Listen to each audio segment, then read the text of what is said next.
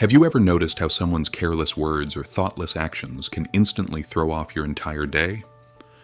Maybe it was a cold comment, a dismissive glance, or a sudden disruption that caught you off guard. It's infuriating, right? But here's a powerful truth. Your emotional state doesn't belong to anyone else. No one can control your feelings unless you give them that permission. What if you could walk through life unfazed, calm, clear, and completely unshaken by chaos or conflict?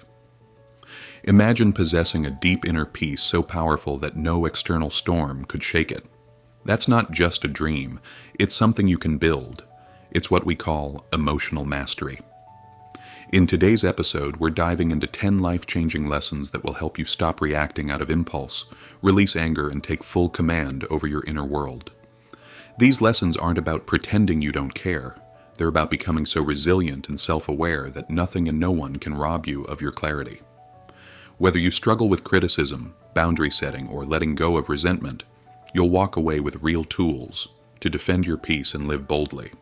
By the end of this episode, you'll know exactly how to stay unshaken, even in the most emotionally charged moments.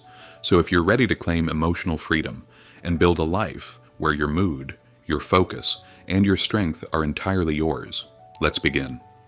Your journey to mastering your emotions starts right now. 1. Understand that your reactions are your choice. Picture this. You're having a peaceful morning. Maybe you're sipping your favorite drink or enjoying a moment of silence before the day begins. Then, out of nowhere, someone throws a careless comment your way. It's sharp, it's dismissive, it stings. Instantly, the calm dissolves.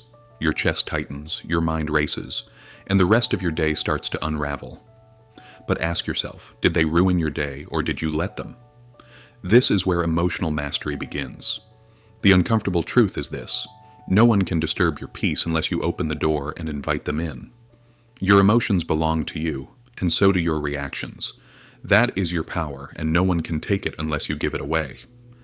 Think of your mind like a guarded fortress. The outside world, its noise, its rudeness, its chaos will always try to break in. But you get to decide who enters. Imagine yourself wearing noise-canceling headphones in the middle of a loud, bustling city. The horns still honk, the crowd still murmurs, but none of it shakes you. Why? Because you've tuned it out. Mastering your reactions works exactly the same way. You can acknowledge the noise without letting it control your inner calm. There's a profound quote that captures this idea perfectly. Between stimulus and response, there is a space. In that space is our power to choose our response. In our response lies our growth and our freedom. That space? It's a gift. It's the split second where you get to decide. Will I react with emotion or will I respond with intention? Let's walk through a familiar scenario. Imagine you're in a team meeting. You share an idea you've been working on, only for a colleague to immediately shoot it down with a smug comment. Your gut reaction might be to snap back or silently fume all day. But what if instead you paused, just for a breath, and asked yourself, is this about me? Or is this about them? Are they really criticizing me? Or are they projecting their own insecurities, stress, or need to feel superior? That pause, however small, becomes your shield. It's the beginning of your emotional freedom. By reframing situations like this, you begin to neutralize their emotional impact. And here's the important distinction. This doesn't mean you suppress what you feel. Emotions like frustration, anger, or sadness are natural. They're part of being human. But they are not commands. They don't get to dictate your next move unless you let them. The Stoics teach that emotions are like weather. They may come and go, but you are the sky. Unmoved, expansive, always in control. Here's a simple yet powerful 3-step strategy to help you start strengthening this mindset today. 1. Pause and identify. When you feel triggered, stop and label the emotion. Are you angry, embarrassed, disappointed? Simply naming the feeling can disrupt the automatic cycle of reactivity. It pulls you back into awareness. 2. Ask reflective questions. Why am I feeling this way? Is it what happened or how I interpreted it? What story am I telling myself right now, and is it even true? This step helps you separate the facts from the drama your mind might be creating. 3. Choose your response. Now ask yourself, what kind of person do I want to be in this moment? What action will honor my values, protect my peace, and serve my long-term well-being? Respond from that place, not from impulse, but from clarity. Let's imagine the impact of living this way. The rude stranger on the street? You nod and walk away. The passive-aggressive comment from a coworker? You recognize their pain and choose to stay grounded. A stressful delay or an unexpected setback? You breathe, adjust, and move forward with purpose. All of these situations lose their grip on you, not because life stopped being chaotic, but because you stopped letting it control your mood. In every moment, you're faced with a choice: react like everyone else or respond like the person you're becoming. And that person? They are centered, resilient, and free. Emotional mastery is not about becoming emotionless. It's about becoming wise enough to feel everything without being owned by anything. The next time someone tries to press your buttons, remember this: your reaction defines you, not their behavior. Choose peace, choose purpose, and that's when you unlock real power. That's when you begin to lead your life, rather than be led by it. 2. Stop expecting people to behave like you. Have you ever gone out of your way for someone, supported them, stood by them, checked in when they were struggling, only to find that when you needed them most, they were nowhere to be found? That sting of disappointment cuts deep, and the first thought that rushes in is often, I would never do that to them. But here's the uncomfortable truth: they're not you. They don't think like you. They don't love, care, or respond like you. Expecting people to act according to your standards is one of the fastest paths to emotional suffering, and the sooner you let go of that expectation, the freer and more peaceful you'll become. People operate from their own beliefs, wounds, insecurities, and priorities, not from your sense of fairness. Trying to impose your emotional code onto others is like trying to change the wind. It's exhausting, it's frustrating, and worst of all, it's futile. Every person you meet is living out their own story, shaped by experiences you may never fully understand. When someone behaves in a way that feels hurtful or disrespectful, it's often not a reflection of your worth. It's a reflection of their world. And no matter how much you wish they'd change, trying to control their behavior only leaves you feeling more powerless. Here's a real-world example. Imagine you work with someone who constantly interrupts you in meetings. You've told yourself, if the roles were reversed, I'd listen to them with respect. And maybe you would, but they aren't you. Instead of allowing your expectations to fuel resentment, consider this. What if you let go of the idea that they should behave differently, and focused instead on how you want to respond? That shift doesn't mean you approve of their behavior. It means you value your peace more than your desire to control someone else. The Stoics understood this deeply. Epictetus said, "Some things are in our control and others are not." Other people's actions fall squarely into the not in your control category. But your reaction, your boundaries, your mindset, that's where your power lives. The more you cling to the idea that others should think and behave like you, the more you set yourself up for disappointment. But the more you accept people as they are, the more peace you create for yourself. Here's a simple exercise to help you release expectations and return to your center. 1. Acknowledge your assumptions. When someone frustrates you, stop and ask, what did I expect them to do? Get clear on the unwritten rule you were holding them to. Often, just identifying the expectation helps you see how unrealistic or unspoken it actually was. 2. Challenge the expectation. Ask yourself, is it fair to expect them to act like I would? Consider their background, personality, or emotional bandwidth.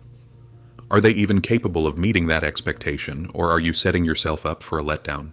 3. Shift the focus. Instead of trying to change them, ask, how can I respond in a way that protects my peace? That might mean setting firmer boundaries. It might mean adjusting how much you emotionally invest.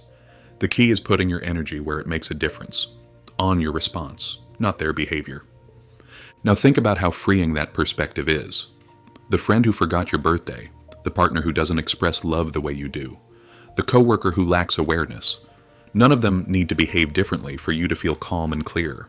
When you stop expecting others to mirror your values, you begin to reclaim your emotional independence. You stop handing them the power to shape your mood, and that's where your strength multiplies. Let's be clear, this mindset doesn't mean you tolerate mistreatment or abandon your standards. It means you let go of the illusion that everyone must live by your emotional rulebook. You stop trying to rewrite someone else's story and start writing a better one for yourself. The next time someone disappoints you or acts in a way you wouldn't, take a breath and remind yourself, they're acting from their nature, not mine. And that's okay, because I don't need them to be like me for me to be at peace. By releasing the grip of expectations, you lighten your emotional load.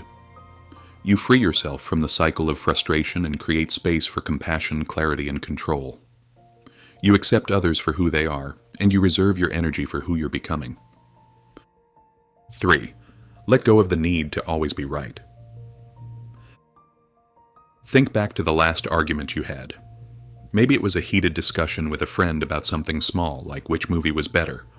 Or maybe it was something deeper. A disagreement with your partner about values, responsibilities, or decisions. In that moment, you likely felt an overwhelming urge to prove your point.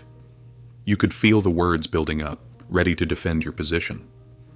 But here's a question worth asking. What did being right really gain you? Because often in our desperate push to be correct, we sacrifice something far more valuable, our peace. The need to always be right is rooted in ego. It's driven by a desire to feel significant, respected, in control. But when we attach our worth to winning every disagreement, we make our inner calm dependent on something as fragile as someone else's agreement. We end up in constant emotional battles, not to connect, but to conquer. And that's exhausting. It's like carrying armor into every conversation, always ready to fight, but never really free. What if you gave yourself permission to let that armor go?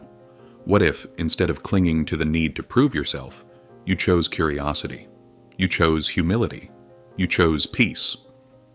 There's immense wisdom in the simple question, would I rather be right or would I rather be free? Because being right might give you a temporary win, but choosing peace gives you lasting freedom. Let's consider an example. A friend tells you they think your approach to solving a problem is wrong. Instinctively, your defenses rise. You want to push back to correct them, to prove your logic is superior. But then you pause, you breathe, and you ask yourself, is this really worth the energy? Will this debate improve my life, or just add tension to it? That pause creates space, and in that space, you reclaim control. You might respond with, I see where you're coming from. I appreciate your perspective. And just like that, the conflict de-escalates, not because you conceded, but because you elevated the conversation above ego. Lao Tzu, the ancient philosopher, once said, "He who is attached to his views will never grow." Growth begins when we stop needing to be seen as the smartest, the most correct, or the most logical. Growth begins when we're more interested in learning than winning. Letting go of the need to be right doesn't mean silencing your voice or abandoning your values. It means recognizing that not every disagreement is worth engaging. It's understanding that some battles are better walked away from, not because you're weak, but because your peace is too valuable to risk. It means picking your battles with wisdom, not emotion. Here's how to start practicing this powerful mindset. 1. Pause before responding. The moment you feel the urge to argue, stop, breathe. Ask yourself, is this about truth or is this about ego? This pause helps you break free from reactive habits. 2. Seek to understand. Instead of trying to win the conversation, ask clarifying questions. What makes you feel that way? Or can you explain your thinking? When you listen with curiosity, conflict often melts into connection. 3. Pick your battles wisely. Not every disagreement needs your full engagement. Ask, does this affect something meaningful? Is this aligned with my values? Save your energy for moments that truly matter. Over time, this shift in mindset transforms the way you interact with the world. You'll find yourself less triggered, less drained, and more centered. You'll notice how much energy you save when you don't need to defend every opinion or correct every misunderstanding. You'll learn that being calm doesn't mean you've lost. It means you've mastered something far greater than the argument. You've mastered yourself. And remember this, your worth is not tied to winning debates or proving your intelligence.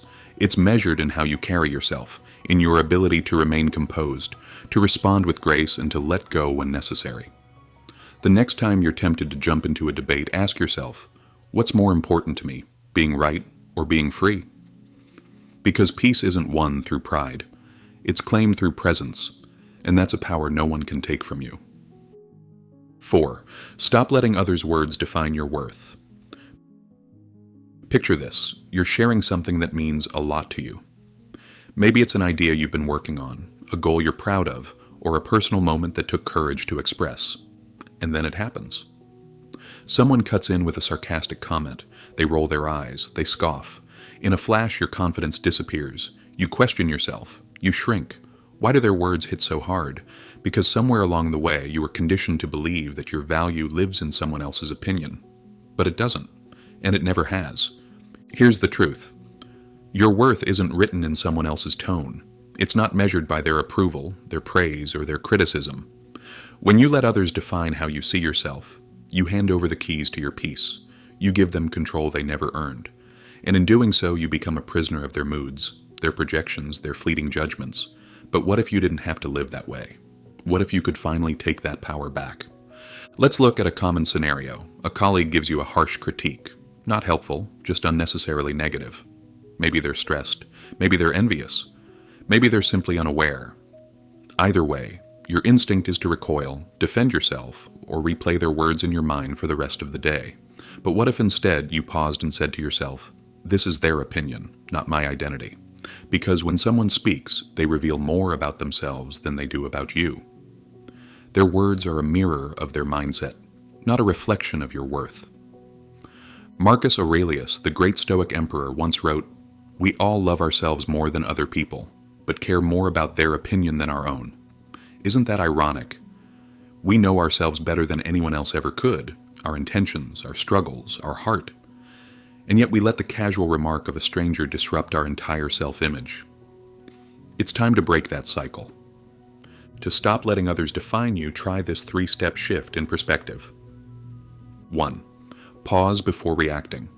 When someone says something hurtful or dismissive, take a breath. Don't immediately internalize it. That moment of silence creates space between what they said and what you choose to believe. 2. Separate fact from opinion. Ask yourself, is there truth in what they said, or is this just their perspective? If it's constructive, use it to grow. If it's just noise, let it pass like wind through trees, acknowledged but never absorbed. 3. Reaffirm your worth. Speak truth to yourself. My value doesn't rise and fall based on other people's opinions. Anchor your self-worth in something solid, your values, your growth, your truth. This doesn't mean you ignore feedback or isolate yourself from connection. It means you build a filter. Constructive feedback can help you evolve, but careless, toxic, or envious criticism, that doesn't deserve space in your mind. Lao Tzu said, "Care about what other people think and you will always be their prisoner." And he was right. True freedom begins when you stop performing for applause and start showing up for your authentic self. Think about how different your life could be if you no longer needed validation to feel worthy. If you could hear a rude comment and simply say, "That's not mine to carry." If you could walk into any room confident, not because everyone agrees with you, but because you know who you are, regardless of whether they see it. So the next time someone's words cut deep, pause. Ask yourself, am I letting this moment define me, or am I standing firm in who I already know I am? When you stop tying your self-image to what others say, you don't just gain confidence, you gain sovereignty. You no longer depend on others to tell you who you are. You live from within, centered, grounded, free. 5. Protect your energy by setting boundaries. Picture this. Your phone rings in the middle of your busiest day. It's a friend asking for a favor, something they could easily do themselves, but they want your help. Or maybe a coworker swings by your desk with a last-minute request, assuming you'll say yes like you always do. You feel the tension rising, not because you're unwilling to help, but because deep down you know that every yes you give them is another no you're giving yourself. Why is it so hard to draw the line? Because we confuse kindness with self-sacrifice. We think saying no makes us selfish, but the truth is, saying yes to everything slowly empties you, and eventually there's nothing left to give. Here's the powerful truth. Protecting your peace means setting boundaries. And boundaries aren't walls to keep people out. They're doors that remain people where you end and where they begin. Without them, your energy becomes a public resource, open for use, drained without notice, and ultimately depleted. But with boundaries, you begin to live with intention. You begin to choose where your time, energy, and emotional investment go. And that's when everything changes. Think of boundaries as a form of self-respect. When you communicate them clearly, you show the world how to treat you. When you uphold them consistently, you teach others that your peace isn't negotiable. And when you live by them unapologetically, you give others permission to do the same. The Stoic philosopher Epictetus said, "Freedom is the only worthy goal in life. It is won by disregarding things that lie beyond our control." One of those things? Other people's expectations. Your responsibility is not to meet everyone's needs. Your responsibility is to protect the flame within you so you can bring light without burning out. Here's a practical example. Imagine you're known as the go-to person in your friend group. You give great advice. You're always available. But lately it's been draining. You're tired, overwhelmed, and falling behind on your own goals. Instead of silently resenting the people who keep reaching out, try saying something like, "I care about you, but I need this evening to recharge. Let's talk tomorrow when I can give you my full attention." That response is kind, honest, and most importantly, protective of your well-being. Setting boundaries doesn't make you cold. It makes you clear. And clarity is a gift to both you and others. It eliminates confusion, avoids resentment, and builds trust. Here's a simple approach to help you start creating strong boundaries. 1. Be clear and honest. Don't wait until you're resentful or overwhelmed. Communicate your limits up front. Use calm, confident language that reflects your needs without apology. 2. Use I statements. Speak from your experience instead of placing blame. For example, say, "I need some quiet time after work," instead of "You're always interrupting me." It softens the tone and invites understanding. 3. Stick to your boundaries. Once you've set a boundary, honor it. Don't waver, just to keep the peace. Consistency sends a clear message. Your well-being is not up for negotiation. Lao Tzu once said, "He who knows when to stop does not find himself in trouble." That wisdom applies to your energy, your time, and your emotional bandwidth. Knowing when to say no and having the courage to say it is not rejection.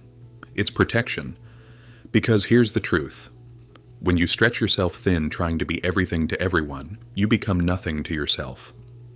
Imagine how much lighter you'd feel if you no longer said yes out of guilt. Imagine the power of saying no with grace, knowing it's in service of something greater, your clarity, your creativity, your calm. Boundaries aren't selfish, they're sacred. They are how you safeguard your energy so you can show up fully, intentionally, and powerfully for the things that matter most. So the next time you feel pulled in too many directions, pause and ask yourself, have I communicated my needs clearly? Am I honoring my own limits? And if the answer is no, start there. Because when you protect your energy, you don't just serve yourself better. You show up as your strongest self for everyone else too.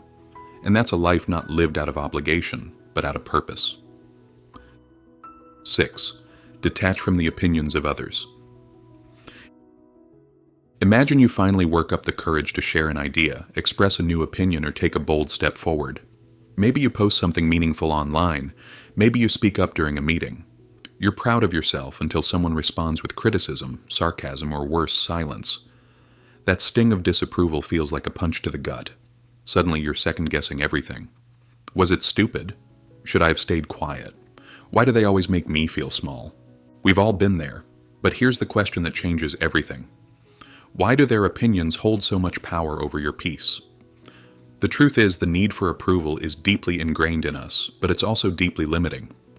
When your sense of self is tied to how others perceive you, you become a leaf in the wind, tossed around by compliments and crushed by criticism.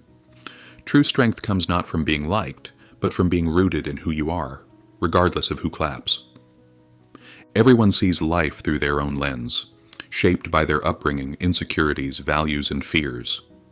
When they speak, they project that lens onto you. So when someone disapproves of your dream or criticizes your choices, it often has very little to do with you. Their opinion is a reflection of their inner world, not your worth. Yet we let their words echo in our minds like gospel. We replay the criticism, we shrink our voice, we even abandon parts of ourselves just to be accepted. But that acceptance, if it requires self-betrayal, is never worth it. Here's a simple image to remember. Imagine you're wearing a white suit and someone walks by with muddy boots. Do you let them stomp all over you? Of course not. You step back. You protect your space. The same goes for opinions. Just because someone has something to say doesn't mean it belongs in your mind. Not every opinion is worth entertaining. Not every voice deserves a seat at your inner table. The philosopher Epictetus once said, "If you want to improve, be content to be thought foolish and stupid." That might sound harsh, but it's liberating. Growth, progress, and truth often require you to go against the crowd, and when you do, judgment will come. Let it. Detaching from opinions isn't about closing yourself off. It's about freeing yourself from unnecessary weight. It's about building a filter. You don't have to absorb every word. You can listen, consider, discard, repeat. Here's how to practice emotional detachment from others' judgments. 1. Question the weight. When someone's opinion bothers you, pause and ask, why does this matter to me? What authority does this person really have over my life? You'll often find the answer is none. 2. Reaffirm your values. Ground yourself in what you believe. What do you stand for? What matters to you? What are you working toward? When you know who you are, what others say loses its grip. 3. Let it flow past you. Picture others' words like leaves on a stream, present but passing. Acknowledge them without clinging. Their voice is temporary. Your truth is permanent. Lao Tzu said, "Care about people's approval and you will be their prisoner." That's the reality most people live in, trapped in a cycle of pleasing, performing, and pretending. But you don't have to live that way. You can choose to break free. You can choose to live for something deeper, your purpose, your peace, your principles. So the next time someone tries to belittle your path, pause. Ask yourself, am I living for them or for me? Choose yourself. Choose your vision, and walk forward without looking back. Because the path you're on, the one rooted in authenticity, courage, and clarity, is far too important to be steered by someone else's limited view. When you finally stop chasing approval, you'll find something far greater. Freedom. The kind that's unshakable. The kind that allows you to walk into any room, speak your truth, and leave knowing that your worth was never up for debate. That's the strength of a grounded soul, and no opinion can touch it. 7. Respond with silence, not anger. Picture this. Someone crosses a line. Maybe they insult you, twist your words, or try to provoke you in front of others. Your heart races, your fists clench, your mind floods with things you could say to put them in their place. The moment begs for retaliation. But then, what if you didn't say anything at all? What if instead of reacting with anger, you met their chaos with calm? That silence, that space, that restraint. It's not weakness, it's power in its highest form. In a world obsessed with comebacks, silence is the most unexpected response, and yet it's also the most effective. Anger fuels more anger. Conflict multiplies when met with more conflict. But silence? Silence disarms. It interrupts the pattern. It starves the ego that wants a reaction. And in that space of stillness, something profound happens. You reclaim control. Not over the other person, but over yourself. Marcus Aurelius, one of the wisest Stoic emperors, once wrote, "The best answer to anger is silence." He understood what many people never learn. Your peace is too valuable to trade for a moment of pride. Every angry outburst, every impulsive word, costs you energy, clarity, and presence. And the truth is, you rarely regret staying silent. But how often have you regretted saying too much? Let's bring this to life with an example. Imagine you're in a meeting and a colleague undermines your work in front of everyone. You feel the heat rise. The urge to defend yourself or lash out is almost unbearable. But instead you take a breath. You stay quiet, not out of fear but out of wisdom. You let their words fall flat, exposing more about them than you.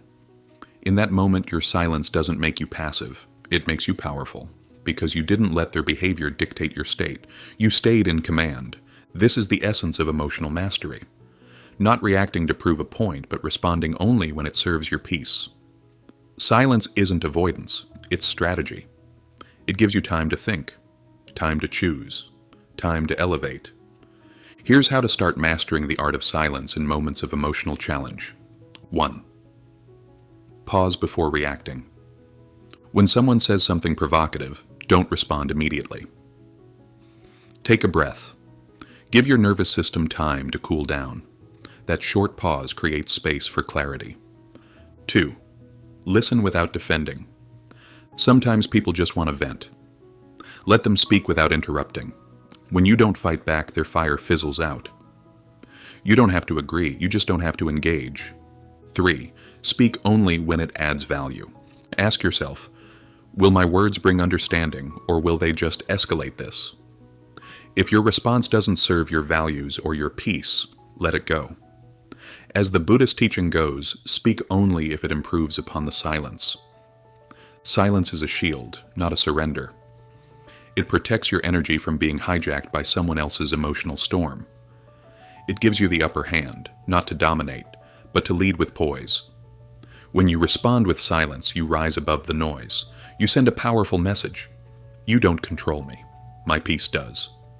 Imagine how different your life would feel if you didn't need to defend every insult, react to every slight, or clap back at every provocation. How much calmer, clearer, lighter would you be?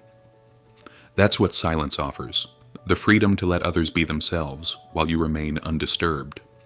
So the next time someone tries to provoke you, remember, your silence is not empty. It's full of strength, wisdom, and self-respect. And sometimes the loudest way to speak is to say nothing at all. 8.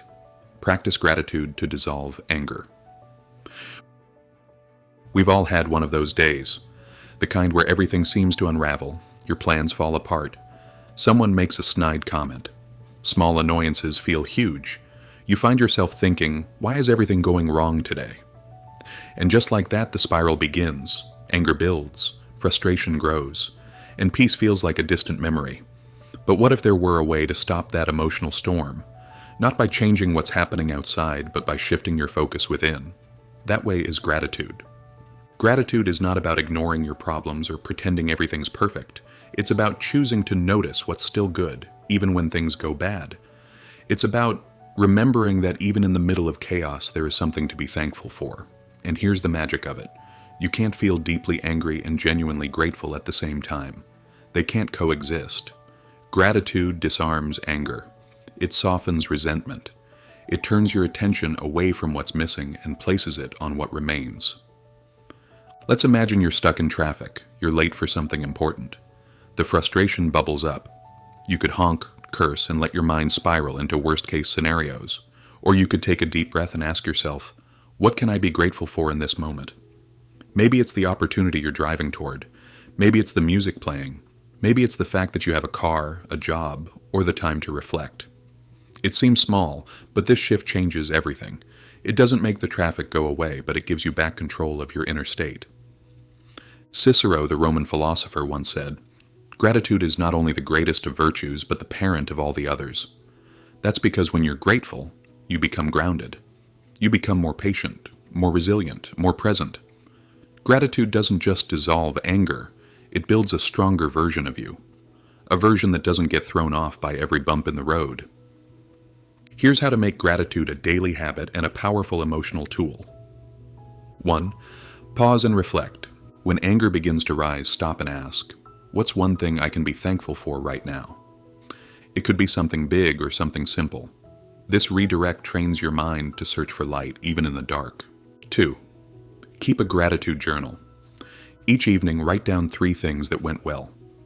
Don't overlook the little wins, the warm meal, the kind text, the moment of quiet. Over time, this habit rewires your brain to default to appreciation instead of irritation. 3. Use gratitude as a reframe.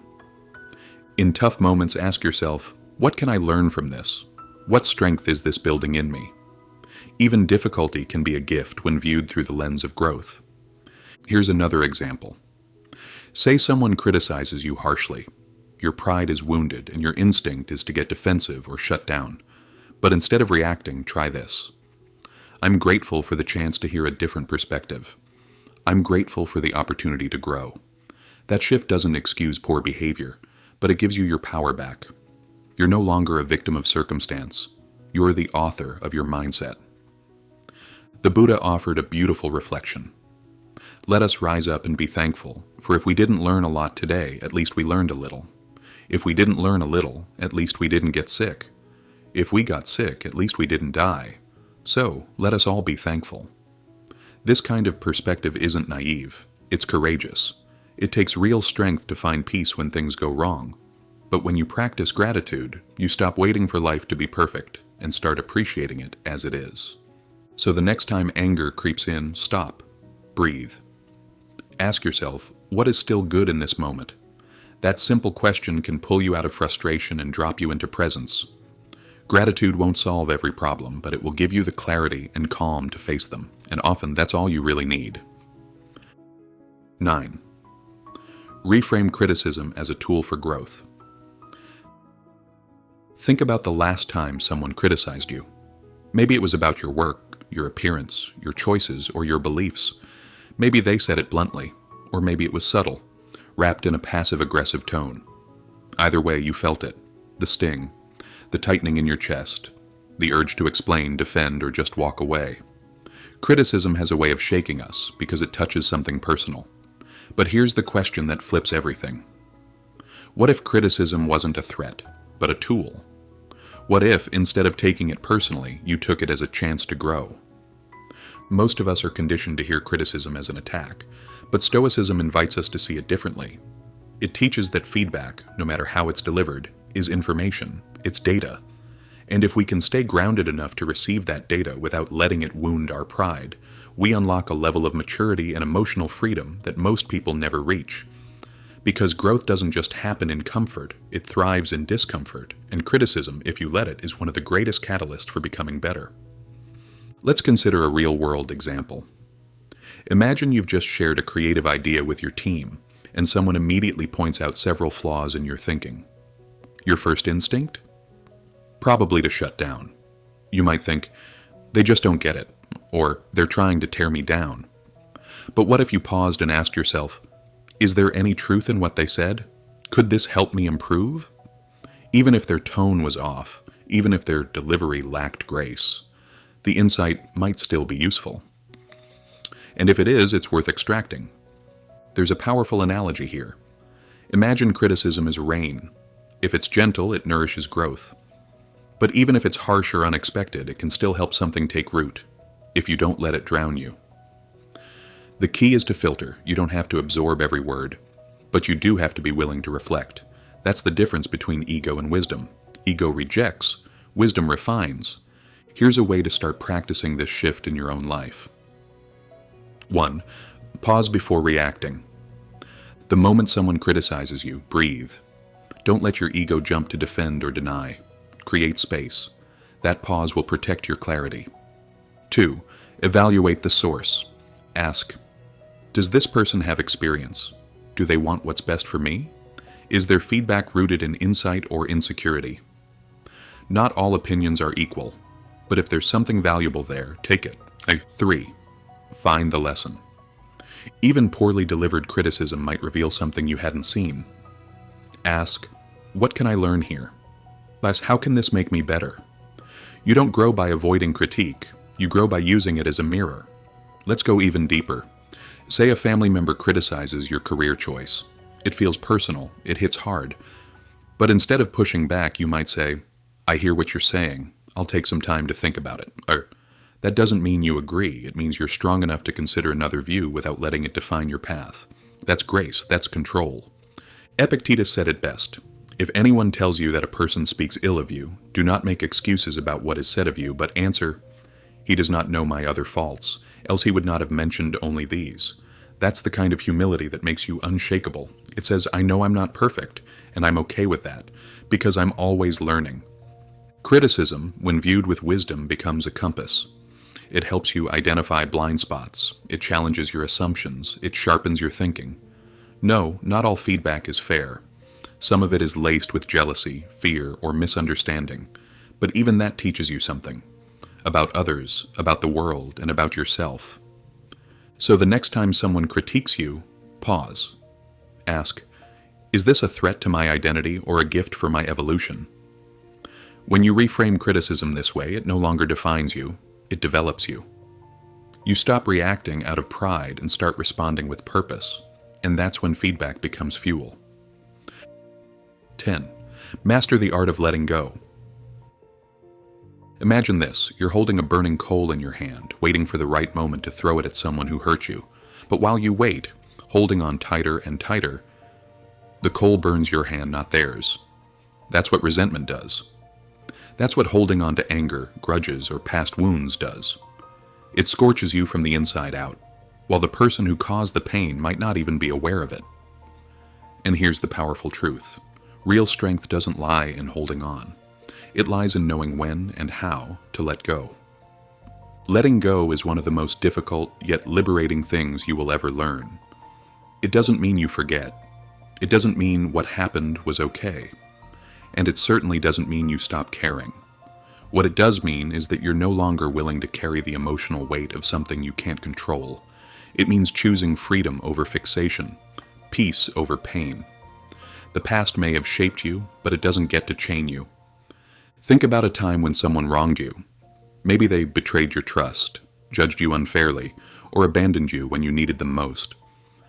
How many hours did you spend replaying that scene in your mind? How many imaginary arguments did you have in your head, trying to win a battle that never even happened out loud? That cycle steals your time, your joy, and your emotional clarity. Letting go doesn't change what happened, but it does change your relationship to it. It releases you from the story so you can step into the present.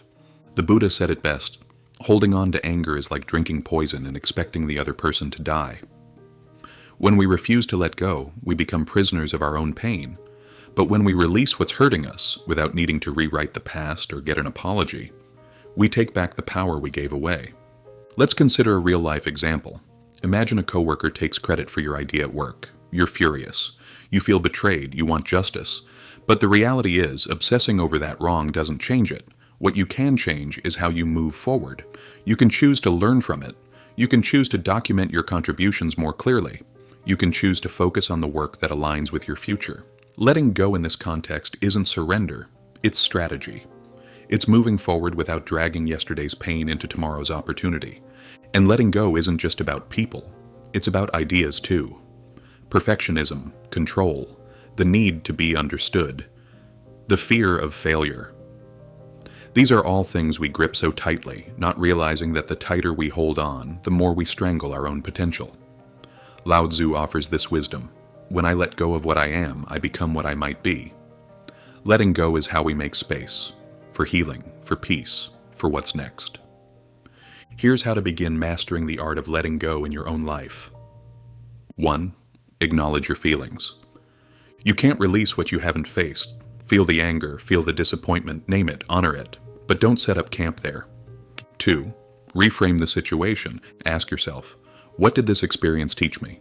How did it shape me for the better? Growth doesn't require the past to be fair. It only requires that you learn. 3. Shift back to the present. Letting go isn't about them, it's about you.